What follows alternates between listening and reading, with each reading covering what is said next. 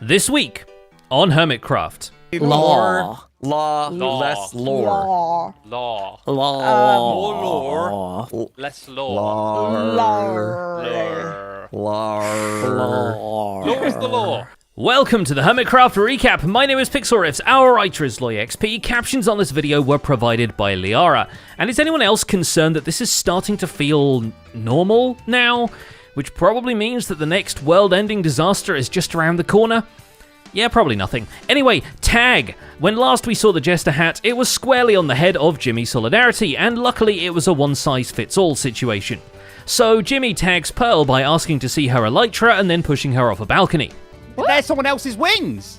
My name, apparently. I've been called that several Wings times. of Saint Perla. Yeah! No! What? Wait a minute. I just got murdered by the sheriff. Pearl tags Flip by tricking him into falling down a hole where a warden lies in wait.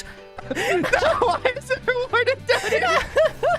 Yes! Flip sets up an elytra course around his base just to have Impulse fly into some cactus.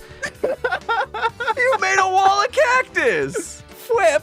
Impulse, I have something for you, sir. No, you did. Enjoy, my friend. Impulse rigs up a temporary nether platform and a riddle written on signs, just so he can drop anvils on Scott Smager, who is used to wearing colourful hats on the regular, so he was fine hanging onto it for a bit.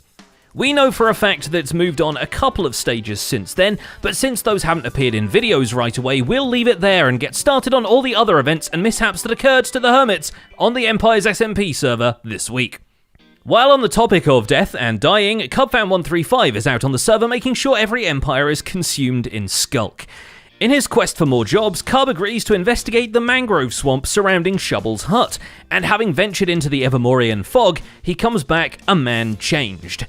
Now dedicated to spreading the skulk and burning the souls, Cub installs over 2,300 skulk catalysts across the server, some even directly in Hermitopia's primary mob grinder. See, when they die on the campfires... Oh, there's some skulk right there. Let's go! Here it is. Dear God. This one. There we go. It doesn't help that he also swaps the exposed light sources for soul flame versions of them. The infestation even creeps through the End and the Nether, though that one might take longer to notice, since on this server the Nether hub is on the bedrock roof. Kind of long-term prank is going to work. What we hope will happen is this. And because I've placed a skulk sensor down, when Scar shoots it and ultimately slays it, bam! There we go. Skulk blocks and skulk veins now show up, and you see that made me quite happy there. Truly a great day to spread the skulk. A second but cuter plague comes to the server, shepherded in by Joe Hills, who heard the organizational metaphor about herding cats and took it very literally. Do you like goat horns? I got goat horns. The common question becomes, why the cats? For which he has a range of answers. I mean, I just felt lonely after leaving the Hermits as an enemy of a state. And, Oh my god, run, Joe, Scar! they love me! Run! But Scar does executively unban him from Hermitopia, so here's hoping they have a pets allowed policy.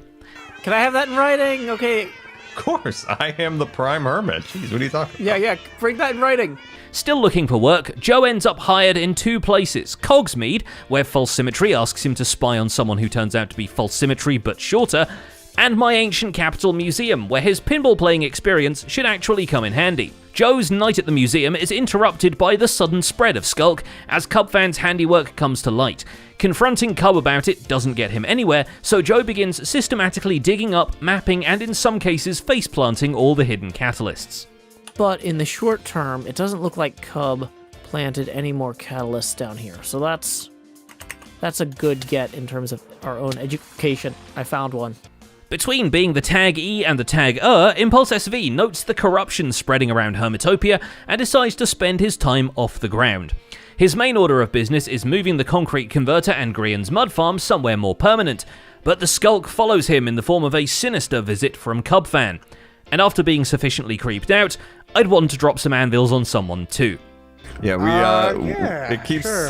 I keep trying to do the villager thing, make it look good. The skulk everywhere, that's what we like to see. I mean, that's terrible. Yeah, that's. Rendog's cozy existence at his brand new starter house is interrupted by Azuma stopping by and introducing him to the concept of Hermitopia. I mean, everything that's happened is weird so far. Azuma, Smells a bit, does it? do you smell that? It's It's a potent stench. Is it another player? I don't know what it is, but I want to go home at some point, dude. The Colossus of farms and builds impresses Ren enough that he agrees to become 2 pixels shorter in Solidarity, but not 2 pixels shorter than Solidarity, who's currently half the size of everyone else. Either way, Ren is a few hands higher when he picks up a new mount, selling me one of his first 13 items in exchange for a dodo he lovingly names Deirdre. This new physically and socially mobile Ren is all ready for the adventuring life. If only he could pick up a pair of wings that weren't attached to a long extinct bird. Although, we should probably start thinking about getting an elytra at some point, as there's still so much to see, and more importantly, and as far as I know, we are currently the only player on the server without an elytra. The ordeal with false symmetries and how there's 2 of her continues, even if Hermitcraft False is very busy trying to tie most of Hermitopia together, which is a tall order given both how eclectic the shapes offered are and also how, well, the thing is tall. Of special note is the meeting room at the tippy top brandishing the Hermitopia signage as well as a planetary globe, even though the Minecraft Earth is generally assumed to be a cube. Oh, yes. Yeah, in case people don't know, Hermitopia, I'm just also checking that I haven't missed any blocks for it real quick, but no, it seems to be pretty good. Though the recent developments with Cubfan chase her all the way back to the Spy Tower of Cogsmeade, and so does Mythical Sausage somehow. Hello? That's new. Oh, hi! I apologize. I'm the sewage inspector. Sorry about this. I just wanted to test this out, make sure everything is up to code. Oh, okay, from now. Oh, yeah. No, I'm the Okay. inspector, and I'm going to tell everyone else it's safe. It's safe. Just put a little sewer grate or something to protect it. Yeah. It's safe. Bye. Much more importantly, someone has snatched her notebook out of her workspace, and we know from last week that it was probably the Empire's false symmetry. The project of making the Hermitian conglomerate of redstone into something presentable is helped by a Zoomovoid, though it's tough to say where one's architecture ends and another begins, which is entirely the aesthetic here, don't get me wrong. With a better understanding where the walls begin and end, X clears out the skulk already inhabiting the lower level of Hermit storage and replaces it with a layer of warped nylium. Joke's on him, the skulk is already waiting in the end where the gang goes to fight the 2 wither bosses. Spread the skull, guys, yes, it's happening! It's happening!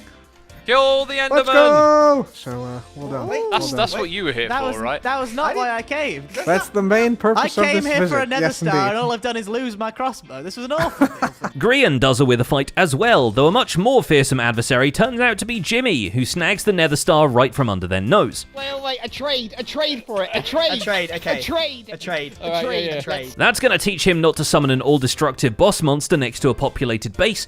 By the way, Scar, thanks for populating it. In front of me, alright? You have just battled on my...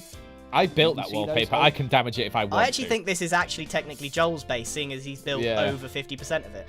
To a significant degree, the beacon is but a lamp helping with the design part of Hermitopia Grian is responsible for, and it just happens to be the part with a Grumbot on it. This one is lacking in circuitry for now, though, and is therefore taking a nap. Also, no Mumbo is harmed in the making of this one, so doesn't that make him a Grinbot? Just saying, Grian deserves a higher billing after he had to scour the Piglin Bastions for rare as all get out Gilded Blackstone just to put this new robot together. Now, correct me if I'm wrong, this is the only way to obtain Gilded Blackstone. We're going to play with fire for a little while. The Piglin kind does not escape unpunished. Somewhere on the nether roof, iJevin dedicated a significant amount of effort to building a gold farm. As usual, the zombie pigmen spawn on the magma platforms and make their way to the drop chute while chasing a turtle egg. Not as usual is that the spoils are automatically rechanneled into a piglin bartering circuit, which makes this less of a gold farm and more of a half the stuff in the nether farm. Everybody else is working and you're not working. Why are you being a jerk? So at the time it took a little while, but sometimes it will just not work properly. I'm not gonna make that jump. It'll never happen. I4 trading is in vogue anyway. Zombie Cleo finds out there's a whole underground marketplace for unorthodox exchanges. Scott's Major leads her down to his secret bazaar under the bridge and even allows her to open her own little shoplet, though it doesn't actually sell you much other than a promise. In reality, Cleo pops down a dropper to function as a Hermitcraft-powered gambling machine. Buying a pull, you win one of the 9 shulker boxes of varying filament. Though joke's on her, some of us would be happy with just the shulker box too. There's no rules. Well, I mean, apart from you can't steal things, but aside from that, I can't. But what if I've already stolen the things to sell in the market? Because you can steal things and then sell them in the market. That's what I've been doing. My trident, it's been stolen. Aha! That's what I was gonna not name names, but it's Scott. The sun shines as per usual when BOO visits the server, which technically he's doing all the time because he is now omnipresent. Having heard Mythical Sausage say that he's the number 3 god around here, B-Dubs constructs a beautiful sun temple to work his way into Sausage's good graces, but then challenges Sausage himself to build the interior, kind of the building equivalent of a backhanded compliment. You the interior of this, and good luck, cause it's a difficult puzzle with weird rooms all over the place, and it's gonna be hard. Being the new god on the block makes things a little tense when he runs into Pearl, but luckily B-Dubs can laugh it off. I quit. I'll give up. Yeah? Yeah, I quit. You're so small. Pearl herself has been making a house a home in Chromia, but she still stops by Hermitopia to bless them with her Logical Geek Boy designed crop farm. At which point the local sheriff introduces himself and prods her into wearing a silly hat, and after scaring the life out of me on the nether roof, the ninja cat. she gets into warden wrangling in the lower levels of Gobland. I'm so glad I put in that second bell. So he's name tag. Bob says it's tag time. Right. And down he goes. And finally, back on the real Hermitcraft server, XB Crafted and Vintage Beef are really settling into the idea that they own everything now. XB, for example, owns this eclectic shantytown that he definitely built himself. It's a little run down, right? It's a little disheveled. It's fine. I did that on purpose, okay? Because, you know, it's abandoned server and stuff. The two new apparent owners of Hermitcraft meet up to count the shopping district profits between them, install comfy new cushions on the 2 non-exploded thrones of the castle, and decide what they should do with the zombified statue of former King Rendog. They decide to split it down the middle, although they're not entirely certain along which axis. Splitsies. So half and half? Mm-hmm. Okay, I get the top half. Oh, you mean vertical halves. Vintage Beef is similarly split on how to generate trading card stats for the other absent hermits.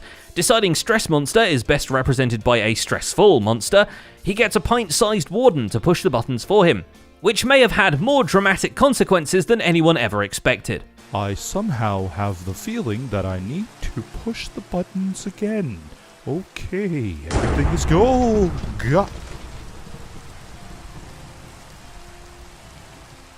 That's the power of the scary mods. Let's just push the buttons again really quickly. And that's pretty much it for this week's recap. Our writer is LoyXP, and my name is Pixel Riffs. And while you're waiting for Grumbots to wake up on the Empire's server, you might want to freshen up on what the heck a Grumbot is anyway. For that, we have a video in the end screen theatre. Don't forget to leave a like, subscribe so you don't miss future recaps. Thanks for watching, and we'll see you next week.